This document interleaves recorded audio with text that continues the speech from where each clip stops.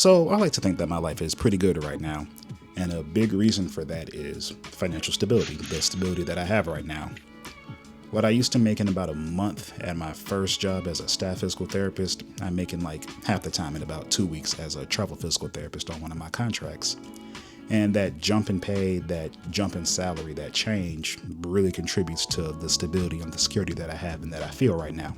And I would think that it's not really a secret that a big reason why a lot of therapists make the change to doing more travel work is financial is because of the money. And don't get it twisted, don't get it confused. I love what I do. I get to help people get back to doing what they love every day. I get to see different things and experience new things every day. I meet different people. I think I have the best job in the world, honestly. But what I do is just that. It's a job. It's my career. And because of that, I have to make sure that I'm fairly compensated for the work that I do every day.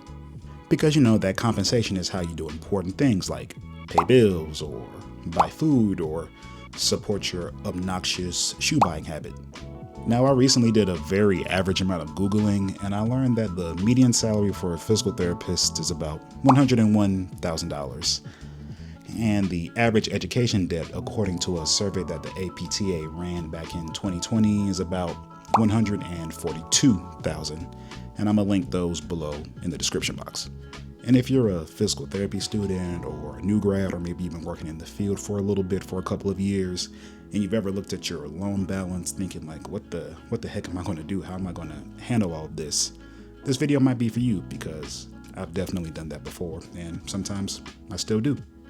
And also, quick disclaimer, this isn't financial advice. None of this is going to be like official financial advice because obviously I'm no one's financial advisor, I'm no one's accountant, no one's CPA. I'm just going through real numbers that I've had, real numbers that I've gone through, and just talking about my experience and hoping that someone can kind of relate to it and that the information that I'm giving can kind of help someone make their own decision about what's best for them financially. Now, when I was in grad school, one of the main things that got me through those long days of lecture and those all-night study sessions was the thought or the goal of financial stability. I told myself if I can just get through these 3 years, these short 3 years of school, I'll be good, I'll be set, and I will never have to worry about anything ever again. And we get to the end of those 3 years, and I take my first job, and I have this amazing salary of $66,000 per year. And I don't believe in salary shaming at all, because there are a lot of people that could benefit from a salary like that, especially nowadays. But I think we can all agree that after 7 years of school and the amount of debt that a lot of us tend to come out with, that salary just isn't or wasn't reflective of what someone should be making after all that time. Now, was it my choice to take that job with an embarrassingly low amount of negotiation in retrospect? Absolutely. With that salary, I had a bi-weekly take-home pay of about $1,850. And that was after my benefits, after my little investments, all that jazz.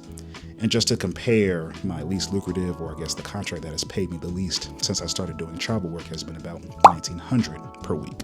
And that financial stability is just an important reason why traveling just works so well for me right now. A lot of regular things are very expensive. Gas and food and just these small inconveniences that can just pop up out of nowhere. I'm able to pay for and afford all those things without it being a crisis, without it being a problem.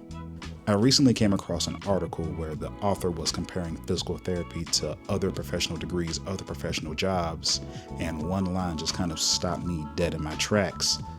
The author literally said that physical therapy has become one of the worst financial investments in healthcare education. And honestly, a lot of the times I kind of find that hard to disagree with. Now, the amount of student loan debt that I took out for all of my education is significant.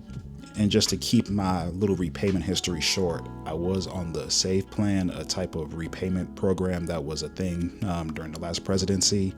It was hit with a lot of lawsuits, a lot of litigation, and that caused my loans to be on forbearance for a significant amount of time, a pretty long time actually. And as of about a few weeks ago, actually about a month ago now, the SAVE plan is officially dead. And as of right now, there really isn't a lot of clarity on the different types of different repayment options, and I don't really know what my student loan payment is going to be now, but it's more than likely going to go up, probably a significant amount. Now, there are ways on the student loan website to kind of simulate what my plan will be, what my prospective student loan payment will be, And have I done any of that as of right now? No. Why? Because I'm scared. And yeah, of course, with student loans and repaying the student loans, just the thought of having to repay all of that money, yes, of course, it's not fun. It's a little scary, but it's something that I'm going to have to do. And again, with the traveling that I do, with the security that I have right now, even with a higher payment, I know I'll be able to do it comfortably without having to sacrifice anything. And one of those things that I'm glad I don't have to sacrifice is taking my time off. And I'm a firm believer in taking time off from your job, from what you do, just to stay sane, whether that's going on vacation and taking a trip or just stepping away from the clinic or stepping away from the work that you're doing just to reset and be able to come back as the best version of yourself. But traveling is expensive and can be a bit of a luxury. So again, I'm glad with the stability and the security that I have right now that I'm able to do it and I don't have to sacrifice anything. But of course, nothing is perfect. And I've talked about this, a few times, several times actually on this channel before in a few other videos. Things like having to move every so often, housing instability, being away from family and friends. But again, like I've also said in those videos, I think what I do and the stability that I have right now makes it very much worth it. With my first job, with my first salary and the amount of debt that I have, I just felt kind of stuck and nervous about everything all the time. But with the work that I do now, everything just feels a lot more lighter. Everything feels a lot more manageable and life just feels more livable. Now, finding a job that's perfect for you is hard, but finding a job that's perfect for you and that also pays you what you want is even harder.